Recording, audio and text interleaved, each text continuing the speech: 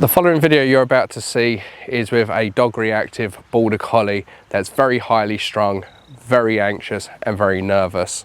The segment we're about to feature is lead walking. What I want you to take from this video is how powerful lead walking is when it's done correctly. This dog, when it turns up, is all over the place. Its tail's tucked between its legs, there's no direction whatsoever. When we start to implement some direction with the use of the slip lead to give us a little bit extra control, you'll quickly see the body language of this dog change for the better. Lead walking is so much more than just having the dog walk nicely. It's you guiding the dog, it's you directing the dog. You can take an anxious dog like this Border Collie and build it up. And if you have a lead reactive dog, the key to helping it is first fixing that lead walking. As always, a little bit of safety advice, guys. Slip leads we don't recommend for dogs that are under the age of 6 months. We don't recommend them for flat-faced breeds, dogs like pugs, dogs like bulldogs, unless under the supervision of a professional. As always, make sure you condition the dog to the slip lead and understand dog training isn't a one-size-fits-all. So without further ado, hope you enjoy this program. Don't forget, like, subscribe, give us a thumbs up. I've got his muzzle. He's fine with people, so... He is fine. Does he redirect? So in a bid to try to get at a dog, turn around and... Yeah, he can do He nips that. legs and things, yeah. That's the reason why we've got him in the muzzle. Okay, yeah, we'll whack that on him then. Yeah. The reason I asked if he redirects, I worked with a client once who had a German Shepherd called Lenny. Lovely dog, lovely couple. When I started working with him, we got a dog out to see what he's like, and he reacted and turned around and bit me on the bum. Oh, really? And then they went, yeah, he does that. I'm like, heads up would have been nice. No, that's right, that's right. How long has he been in the car? About a couple of hours. Couple of hours. Yeah. No worries. Right, well, this is the judgment free zone then. If you just want to walk around the field, Yeah. See if he wants to go to the toilet, see if he wants to just cock his leg or anything like that, and just let him get a little bit of that sort of anxious energy out. Yeah, that's so fine. this bit I won't judge you for. All right then. That's good. The judgment starts when we get back up here. No, just chill. So I can see part of your problem already. Yes. Such a handsome dog. How old is he? A year and a half. Year and a half. Okay. No. You're on a mission, aren't you, mate? He is on a mission. He's on a mission. But where? Where is the question? Where are you on a mission to? Right. You pull him, but where do you actually want to go, mate? And that in itself creates a bit of confusion because he's constantly pulling, but he has no idea where he's going. There's no direction. No, that's So right. he's pulling, but if you break it, where's he going? Yeah, because he doesn't know this at all. You'd kind of understand it if he knew the route, Yeah. but And Yeah. that will only add to his nervousness because if he is afraid, because he's sort of on that road to nowhere, because he's making those decisions, then he ultimately will start to make a bad decision. right. You say his name's Lenny? Milo. Milo. Milo. I don't know where I got Lenny from. Worked with a client once who had a German Shepherd called Lenny. Just got Lenny in my head. Yeah, just got Lenny in your head. Right, we need to slow you down a little bit. So we're going to come up here. I've got a couple of Okay. questions for you. I don't think we need to do the test that 9 out of 10 people fail because I can see he walks terribly anyway. Right, a couple of questions. Number one, how much exercise does he get? Gets about half an hour to an hour a day. Okay, that's problem number one. Yeah. He needs more. Okay. Yeah, he's a collie. These dogs are bred to basically work on the farm all day. I'm not saying that you need to exercise him all day, Yeah. but you should be looking at more the 90 minutes to 2 hour Right. range for him. Yep. Right now, I'd say he's getting about half the amount of exercise he should be getting. Okay. And then what happens is you end up with a very anxious ball Yeah. of energy. Yeah. And that can then be manifested in many different ways. Some dogs will be destructive, some dogs will become reactive, some dogs will excessively bark, some dogs can develop other anxiety-based behaviours. Yeah. Step one to helping a lead reactive dog is fixing a lead part. Yeah. It's very rare that you're ever going to have a dog that's lead reactive Yeah. and it not be reactive without fixing that lead part. Yeah. The two kind of go hand in hand. Let me bring out a dog, see what he does. I'll bring out a dog. Because obviously, I'm assuming, he's seen that dog at a distance, he's fine. He He is saw a Hank, fine when he's they're at a fine. distance. Yeah. You walking past dogs is probably going to be your biggest issue. Yes. Yeah. Because it's going to be that head Yes, on. and that's what. Yeah, that's what. Right. I'm gonna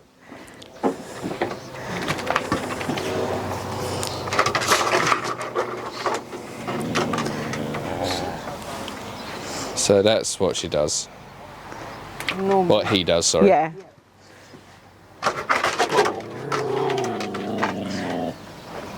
Milo, let's go. Good girl. I'm just going to do a little bit with Milo. Okay. Just see if he'll respond nicely to the slip lead or not. Yeah. You guys can just watch from there. Okay. Okay. If you got any questions at any point, just let me know. Yeah. All right. And yeah, just watch from here. I'm just going to teach him what the lead means, because right now he sees the lead as I hit the end of it, we keep moving forward. There's a lot of, he doesn't know what this means. So for the first time, he's pulling forward and there's tension on it. Okay, so you guys just stay there and watch, and you'll see me addressing this camera a little bit.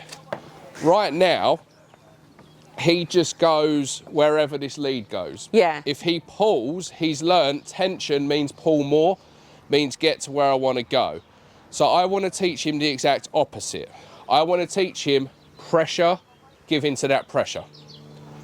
Pressure, give into that. And I don't care about him walking by my side right now.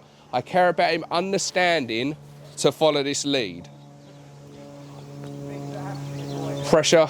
There we go. Look at you, Milo. Yeah. Is that a bit of a tail wag? You thought about jumping on me then, didn't you, mate? Wouldn't surprise me. Wouldn't surprise me a little bit. So again, a little bit of pressure.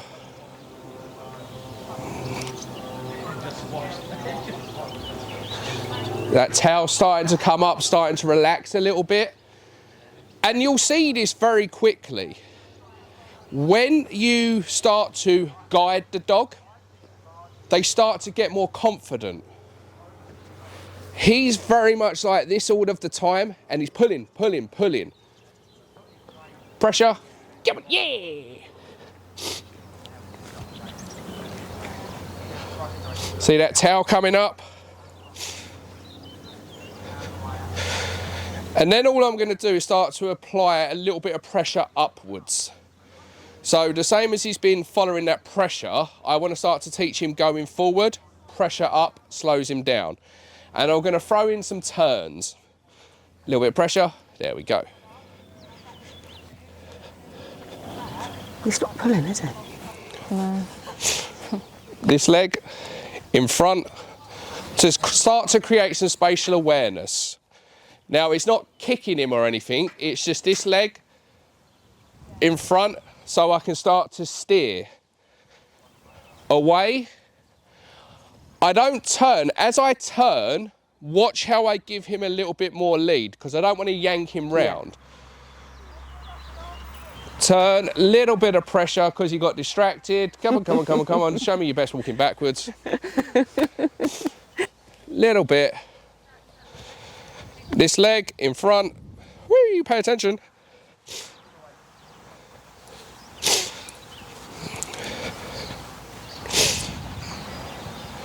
Arm by my side, nice and relaxed, not extended out in front.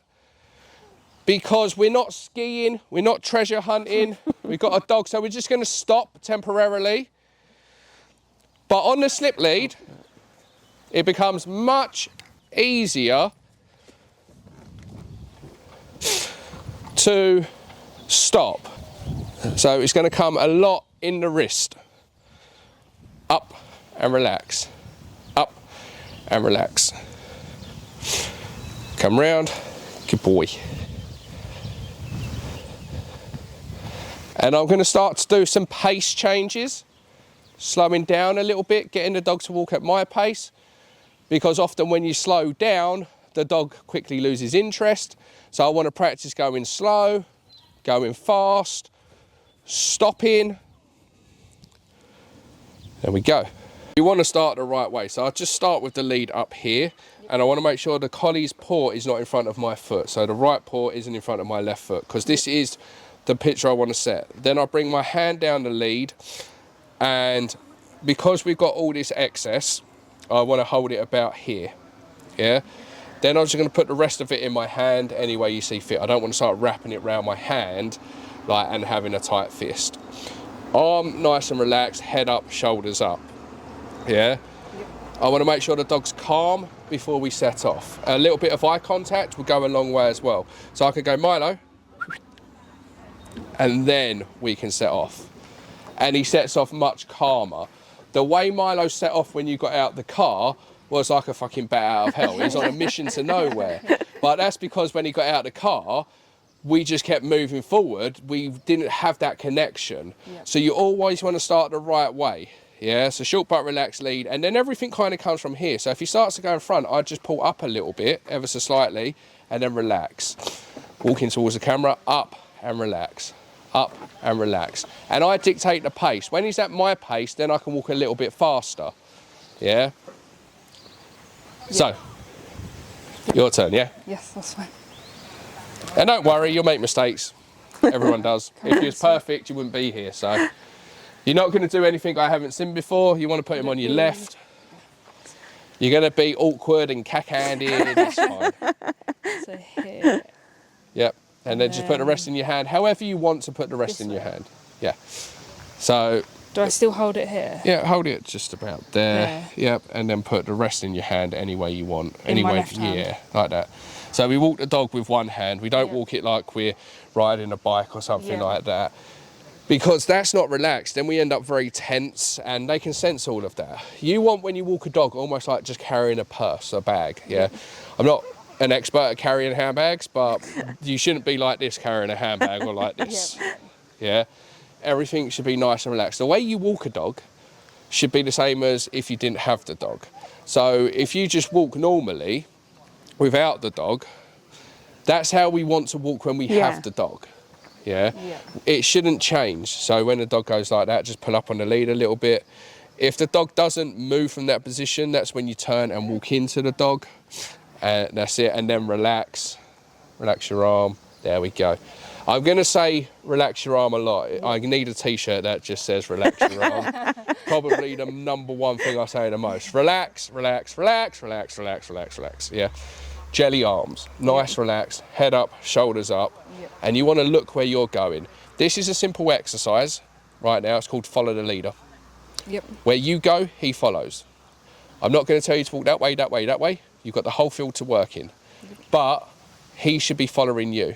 So if he starts to slow down and you slow down, you're now following him. If he stops and you stop, you're now following him. If he pulls and you pick up your pace, you're now following him. The game is follow the leader. Wherever you go, he should follow. So just walk around the field, nice and relaxed.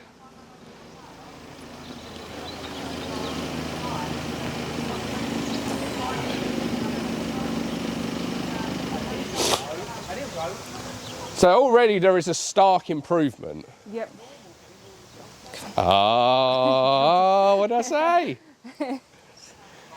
And it's not about him not being able to sniff or do those things. It's right now, he's got a job to do. It's hill.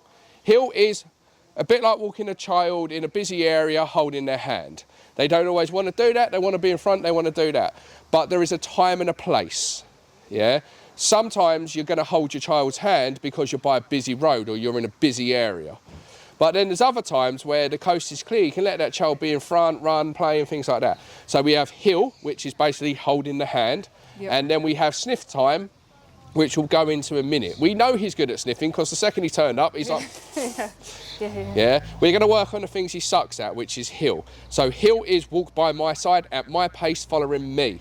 Not stopping, not sniffing, not zigzagging. You are dictating what happens. The reward for that is he can sniff and have a good time, but we have to have those clear lines of distinction. So right now, if he tries to stop, you do the exact opposite. If he slows down, you do the exact opposite. Yeah, where you go, he follows. Left leg across him and go that way. Left leg or left leg, right? Left, okay. All right, doesn't matter. Okay. Just something across him. Yeah, no worries. And just walk anywhere you want to go. I'm just going to sit here and just watch.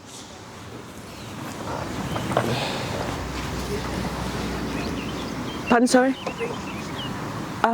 Yeah, I wouldn't mind a black tea. Thank you, cheers.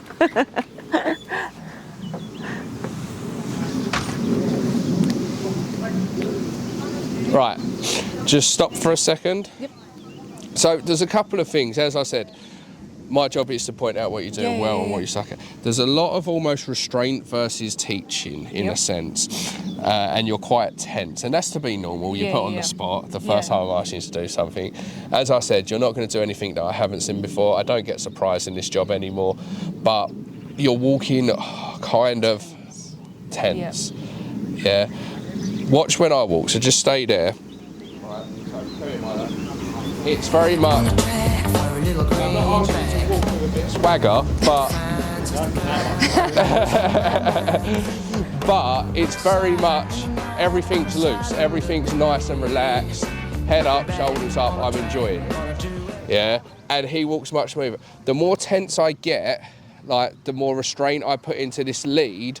Yeah, it just gets a little bit awkward. Yep. Yeah, I'm walking slow, I'm not relaxed, I'm quite tense, and look, see how the dog's now we've just completely lost each other. Yep. Bit of pace, bit of communication through the lead. See how he walks so much nicer. Remember, mistakes are where we learn from, so anywhere you want to go, you just walk. But walk like you're enjoying the walk with him. There you go. If you feel tension in the lead, just bring it towards you and then relax. So it's almost like subtle communication. Yep. Just. Do I need to say anything? No, not yet. No. We don't say anything until the dog's doing what we want. So we say we don't name it until we love it. So actions speak louder than words. So let your actions do the talking. Yeah, so when the dog's getting fluid with the behaviour, then we will start to name it. But if I just start saying hill, hill, hill, hill, and he doesn't know what hill means, he's getting sick and tired of this word and learns to drown it out. Yep. So I can just lead him with my actions, my body language, my energy, like you're doing now. Yep. And then once he gets better, then we'll start to say, no, hill. Yeah? Yep. So if I'm changing direction, do I need to say anything? Nope, not yet. Or just move? Not yet. Right now, silence is golden. Yep. Yeah? You are more powerful in a dog's eyes when you use less words. Yep. Obviously, we want the dog to respond to the verbal, but dogs are nose, eyes, ears. Yeah? So that's how they process information. So the verbal bit actually comes last. That's why if you was to ask a dog to sit but point to the floor, the dog is actually more likely to go into a down. Yep. Yep. Yeah? If you point to the floor and said sit, I think I just said the same thing. It's meant to say the opposite, but you get what I mean. Yeah? Because although your words are saying one thing, your actions are saying something completely different. Yeah. And it's nose, eyes, ears. That's much better. So head up. There we go. Walk like a proud person. Walk like you own the street. The more relaxed you become, the more relaxed the dog is. Remember, you've got a very anxious, highly strung dog, and you haven't been enjoying walks. So the dog can never relax until we start to relax. The more loose we become, the more relaxed we become, the more we influence the dog for the better. Yep. We're just going to keep walking forward because we don't care. We're going to stop about here. Yep. That's it. Nice. And then relax your arm back by your dog side. Perfect. Now legs in front, we go that way. Steer away. Perfect. There you go, there's another dog, and yeah, no, that's but the body language is completely different to the dog that you bought me already. Scatty Yeah. was when he was coming out. A Border Collie without direction is it's just a confused dog. Yeah. So much more confident though. He is, definitely. You see that in his all-round body language. Yeah. Chuck it right. Nice. We're going to walk on this side. Yep. Because it's going to make your life a little bit easier by walking with you between him and the grass versus having him walk on the side of the verge. Right, yes. And again, as you get more confident and more fluid, then you can challenge yourself a little bit further. Yep. Now, it's not going to be perfect. Remember, he's going to test you when you go somewhere different to make sure that you're serious about it. Yeah.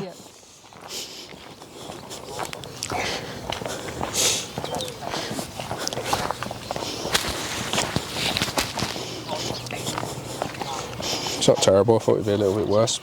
I mean, don't get me wrong, he's pulling a little bit, He but then is, you yeah. just put a little bit more force through that lead. You need mum force.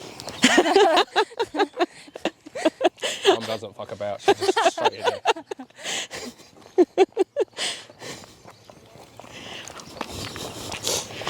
But yeah, I like his body language right now. So much more relaxed than the curled up Yes. spring that you bought me. Yep. So how you feeling there? Yeah, very good. Yeah? Good Yep. stuff.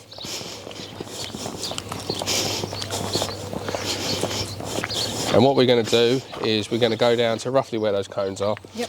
Then you're going to let mum walk the dog back as well. Right. Because again, obviously if you look after the dog sometimes Yeah. and you're Yeah, taking the yeah. dog out, making sure you're both doing it, you can work together as a team. And I like the fact that you've come together because a lot of clients will come here and when the dog goes to like the grandparents and things like that, they have different views Yeah. on what should Yeah. be done. Yeah. It sends mixed messages to the dog. Yep. Yeah, no, because that's what we've been trying to. But you just automatically do different things, I think, don't you? And that's Yeah. what we said. Yeah. It'll just be useful to both know for him, really. Oh, bless him.